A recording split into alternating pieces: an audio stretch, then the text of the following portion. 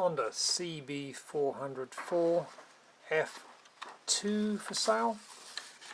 I can see it says an F2 because it has the rear foot peg bracket on the left hand side there.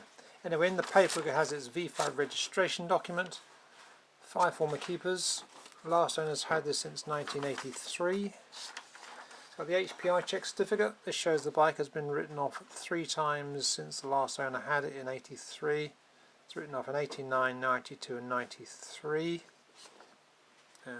There's no further details on what had happened to it at the time, but anyway, there's that. It's gone into storage. It's been left standing there for quite a long time, some years. No telling how long it's been in storage.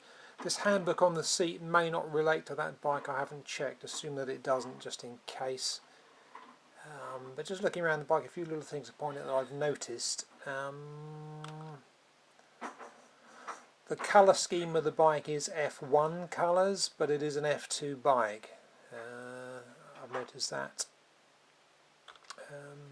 There's no foot peg on the rear fitted to the bike. Also, the gear linkage on the bike is not connected to the gear selector shaft. And I had tried to see whether the engine would turn over by putting it into gear and pushing the bike backwards and forwards, but what happens is the clutch seems to slip on it, so I can't really tell whether the engine goes round or not.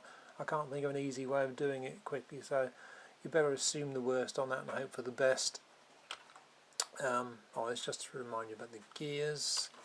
There's no keys for the bike as yet. There is a small possibility some keys might turn up for it. I have got a bunch of keys to try in the ignition which might be for this bike, but assume that there are no keys for it, and if they turn up also treat that as a bonus. So there we go. Any questions, just ask.